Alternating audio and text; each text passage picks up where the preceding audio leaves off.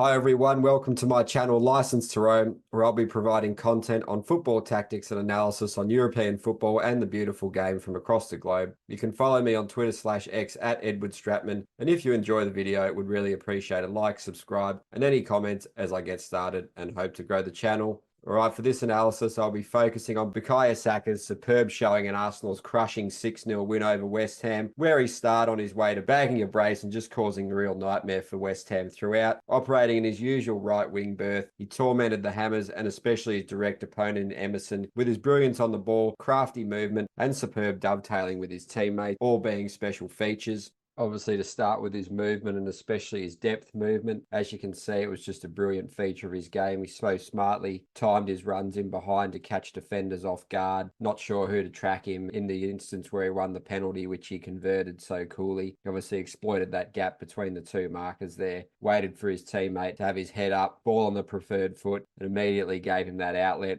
Brilliantly timed run, but manages to stay on side. He's at great speed as the defenders are facing forward towards the ball.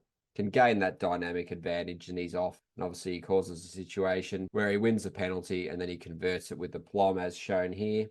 Obviously another feature of his depth running that came to the fore for his second goal, where he sort of snuck in between defenders there. Really clever movement, and that's given him the platform to take advantage of that momentary lapse. Cuts in field. There's a little bit of indecision going on there. He's pretty hard to stop in those situations and just scores with a beautiful finish with a plom, like he does so well in customary fashion. It just shows the danger, which has obviously been underlined by this smart movement in the first place, reading of the play, reading of his teammates, and being so aware of where defenders are positioned and how to outfox them. Obviously, his threat in behind, the way he attacked the last line, obviously benefited Ben White as well, who was able to receive in free spaces. As you can see here, he's just acting as a decoy runner, so he can be the free man to receive, assess his options, and choose what he wants to do with the ball next: run, pass, dribble, find a teammate. So there's just options everywhere, and Saka's just so important in terms of occupying defenders regularly and just placing doubt in their minds. Another situation here where he's initially made the space for White to receive. That's then drawn Emerson, who's Saka's man out. And then as soon as Saka sees that, he so intelligently spins in behind with great timing to be the man to exploit that channel that's now opened up. So just really impressive and intelligent work here. So alert to what's going on around him. And that's obviously a testament to not only his football IQ, but also the coaching work done by Arteta and his team and knowledge of his teammates' tendencies.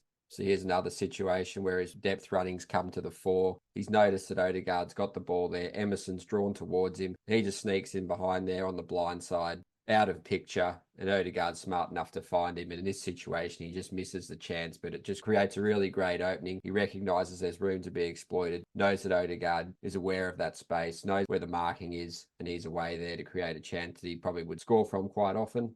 Obviously, just that thread in behind of his was here as shown. You know, he's ready to charge in behind. Obviously, Odegaard smartly sort of probing in that area like he does. Draws two markers, and that's just left West Ham pretty exposed. Obviously, they're facing on the ball side, but Saka can get on the blind side, run there and attack in a forward-facing posture and just really wreak havoc like he does with his dribbling and ability to carve out openings for his teammate, and obviously his pace. And any situation he gets 1v1, you know he relishes it. Another situation here where he's just smartly pinned his marker, knowing that they're not going to leave him free, because if they do, he'll quickly exploit any space and openings. And just, yeah, too much of a risk for West Ham in this situation, and Emerson to sort of push up. And obviously that leaves Havertz free to just duck into that space in between the lines, and yeah, just illustrated his multifaceted threat, impacted proceedings directly and indirectly with his movement and just his sheer threat. Another situation here, recognises Odegaard drawing a couple of markers there, and especially his man Emerson, who's completely facing towards the ball, and Trossard can find Saka with that blindside run, which was just a nice feature of his game and a nice aspect to always keep West Ham guessing and allow him to use his strengths such as 1v1 dribbling, passing, shooting, all that kind of thing. So Arsenal are just a really great example of how they're all working together to make space for one another, and they know, as you can see with the rotations throughout the game, and just the players just know their individual roles so well, and it really carved open West Ham in so many areas in this game. And this was just another one where Saka's exploiting the space and Odegaard's helping him do that.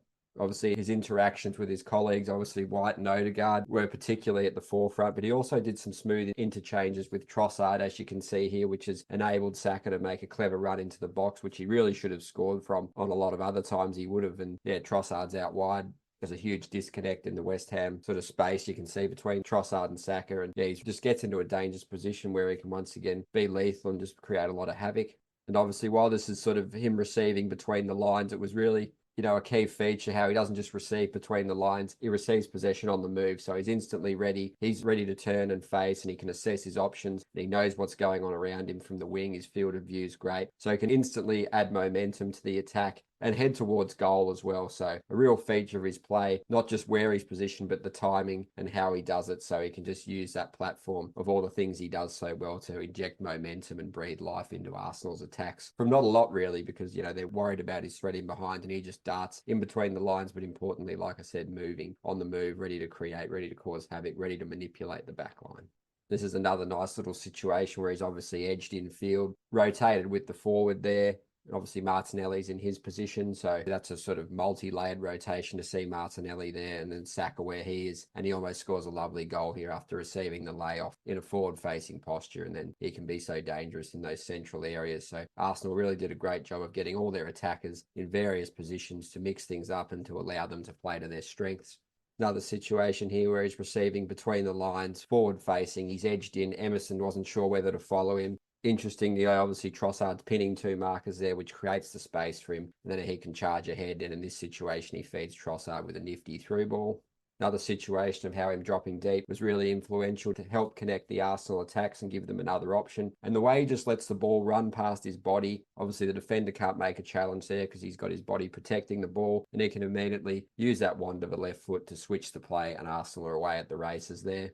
Another situation where he's aware Arsenal have created a 4v3 and he served as the free man in that little diamond structure there. That just gives him a lot of space to do what he has to do, and then he can draw a player and then find the subsequent free man, dribble from there, shoot from there, do whatever he likes really. So just another great feature of his game and the framework that Arsenal provide. Another smart little rotation here where he's swished with Odegaard as Ben White's overlapped. He's got into the box centrally. He's created the 3v2, and he can just get dangerous as the defences are pinned and they're sort of in a bit of a discombobulated state on who to mark in which position.